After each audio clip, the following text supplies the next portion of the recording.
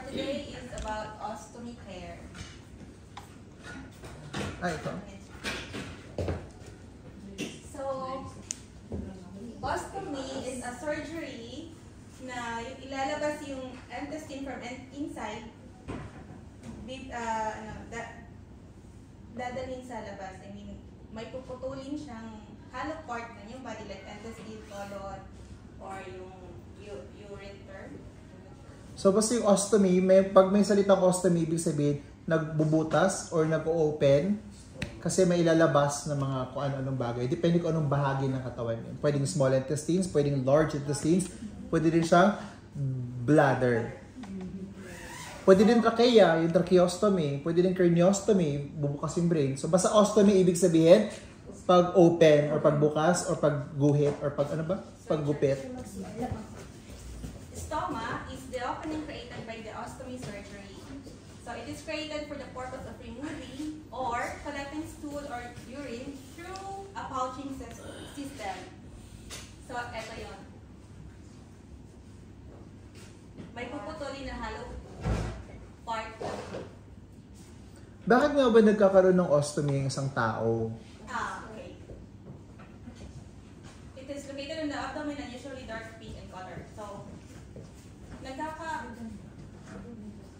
when a person has inflammatory bowel disease, Crohn's disease, colorectal cancer, bowel cancer, rectal cancer, ulcerative colitis, any critical issues with your digestive system or a diseased bowel can cause the need to have your bowel removed. This may be also from a birth deficiency. So may mga bata pala na pagbaanak, sira na agad. Close yung ano nila. Usod. Yung puwet. Yung puwet. So kaya ina-ostomy na lang. Oo, may close din. Doon ng artificial. Since complete naman yung Alam mo ngayon lahat, pwede na. Pwedeng maging babae, pwedeng maging lalaki. So yeah, pagbutas lang ng puwet, pwede. Let's talk about large intestine. Ano yung tawag sa large intestine? Ano other term ng large intestine? Blank cancer. Ano yun? You know, colon cancer. Pag sabi mong colon, it's called large intestine. So, ano ba yung purpose ng large intestine, by the way? Ang large intestine siya yung nag-absorb ng water sa mga kinakain natin. Samantalang si small intestines, so yung mga tubig andun pa. Kunwari, ang small intestines doon nagka-problema, tapos binutasan, ginawa ng ostomy. That is called ileostomy. Ileostomy. Sa pag-ileostomy ba, anong klaseng tae ang makukuha mo doon? Usually wet or watery. Basa. Pag sa large intestines, Dry. dry? Form. Form. Hindi na siya watery kasi, di ba, lalo na pag nasa latter part ka na ng small intestine, yung nasa descending colon, papunta na sa cecum, rectum, medyo form na yung tae, right? Pero pag before pa dun sa proseso na sa small intestines pa, medyo basa yung tae. What if magkapasyente ka na may ileostomy? So expect mo na mga tae usually basa. Ano gusto mo? Yung igit or tubol? Tubol. Sa tubol na lang? Pero mas mabilis i-empty yung Igit. Okay, next. So, stoma is usually pink in color. So, pag ano na siya, pag medyo pale, may pale, so hindi na siya good stoma. So, dapat nang i-record sa Pale or too dark na? Or too red na? Dapat pink lang. pink. Fresh. Pag pink, fresh agad. Paano naman yung mga hindi na virgin? Kawawa naman, hindi na sila fresh. Purple. Pag purple na bad na yun. So, okay. Ang purple na labog na kay si Inday. Types of ostomy. So, there are 3 types of ostomy. Dito lang yan. Sa iba din yung hindi ko na yun sabi. So, colostomy, ileostomy, and urostomy. So, colostomy is a surgery that consists of a removal of the colon, the last part of the intestine. So, stool will be passed through the ostomy bag. So, eto yun. So, eto yung pouching system nasa dulo ng large intestine. So, Or not necessarily sa dulo, basta nasa large intestine siya. Next is ileostomy. Ileostomy is a surgery in which ileum, the final part of the small intestine, is attached to the stomach, thus removing the colon, rectum, and Gano'n nga kahaba yung small intestines natin? Alala niyo yun? 200. Mga 200 ano? Papuntang Sharjah na yung small intestine natin. 20 times? 2 or 25, basta abot siya ng mga 30 feet long.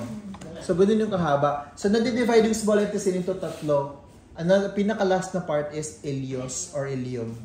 Kaya tinawag na ileostomy. Next is, saan kaya yung urostomy? Ano yung euro? Ibig sabihin ng euro? Ihi. So, saan kayo binubutasan ng urostomy? Bladder. Pag hindi na talaga madala-dala ng catheter, i-urostomy na nila, diretsyo na palabas yung ihi, hindi na kailangan ipasok pa sa Next. Urostomy O, tapos na yan, is next. surgery in which the tributary, bypassing the bladder. So, ayan. So, ostomy care. First is the changing of pouching system. So, i-explain mo yan na sa amin next week. Ano pa ba ibang nakalagay dyan? Yun po. Ano yung care na? May mga picture ka ba dyan ng iba't ibang uri? Let's talk about that. Ano yung ibig mo sabihin nung yung may green at saka yung ibang walang green? Ah. Yung picture mo, explain mo nga.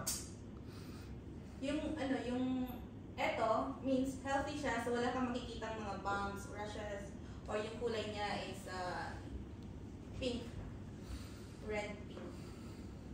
So yung sa right side naman is pag may makikita kayong rashes, so irritated na siya, kailangan mo na i-report, i-document. Ano pa ba yung mga symptoms na hindi na healthy yung stoma? So, let's talk about infection muna. Paano mo malalaman, ay, infected tong stoma niya? Ano ba mga symptoms ng infection? Redness? Ano pa? Ha? Smell. Pwedeng flaking, pwedeng mag-smell. Dapat kasi wala tong smell aside sa tae. What else? May pain? May inflammation? Hubag ba? Pwede. Pwede magkanana. Pwede may pain, may pus. How about yung super black na stoma? Necrosis. Ha? Ano yung black na stoma? Necrosis. Siguro nawala na ng circulation, namatay na yung stoma, unhealthy na. Bad yun. Is it painful? Masakit ba pag itatouch ko yan? Kasi it's connected to your intestine. So yung intestines ba natin painful ba? Pag fresh daw, sabi ng pag fresh, kailangan daw dahan-dahan kasi masakit pa. Pero pag later stage naman, sanay na yung patient mo, hindi na. So may pain or wala? Meron pa din. Actually guys, there's no pain. Isa sa mga symptoms ng healthy stoma is painless. So para lang siyang lips, yung parang ganito. Ilalawas mo lang siyang ganyan. Ganito yung stoma. Painful ba to? Hindi. May bleeding ba? Wala. So, ganun lang yung stoma. Pag hawakan mo yan, wala siyang dapat maramdamang pain. Pag may pain, symptoms na ng infected or may complications. Ano yan? Ano yung papel na yan? It's a template. I-measure mo yung size ng stoma, tas doon, kung ano yung sukat ng stoma niya, yun din yung sukat na igugupit mo sa pouching bag. Stoma bag. Saan na ba yung sample din ng yung butas-butas? Pinutasan, sir? So, di ba yung stoma? Para may paste mo yung bag, kailangan mong butasan yon. Kailangan butasan. Ay, may size pala yon. Para maipasok yung Stoma. Dapat ba malaki siya or dapat mas maliit sa stoma? ano lang siya, ano lang siya, 2 mm na hindi masyadong mahigpit, hindi din masyadong maluwag to prevent leakage. Okay. Now, what happens pag ganyan ito yung stoma ko, pero yung nabutas mo, ganito kalaki? Ano mangyayari? Nasaan yung mga tae? Mag-leak na. Kung nalbalas mo yung tae dito, mapupunta dito sa skin ko, di ba? So, ano mangyayari dun sa skin mo around your stoma? Pag too much na yung stool dito, mas irritate yung skin. What if naman ito yung stoma mo, tapos yung butas na ostomy, ganito lang. Hindi din nakakalabas yung Hindi din makalabas yung tae. tae. So, dapat normal lang. At least 2 mm. 2 to 12 millimeters. Tolerance. Okay, next. Ito. Tapos idikit sa stomach. Ano na? Ha? Yung sa butas, bubutas ang balita. Yung butas mismo, yung nakasakit.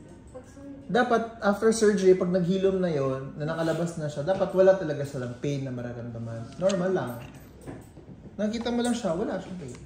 Pero pag bagong surgery, syempre, painful pa yan kasi naghihilom pa. Pero eventually, mawawala na dapat yung pain. So, may nilalagay na paste or adhesive. Pinipaste pala yan. Check daw sa agency. Check daw yung hospital kung allowed silang maglagay ng paste or wala. Depende sa ng agency.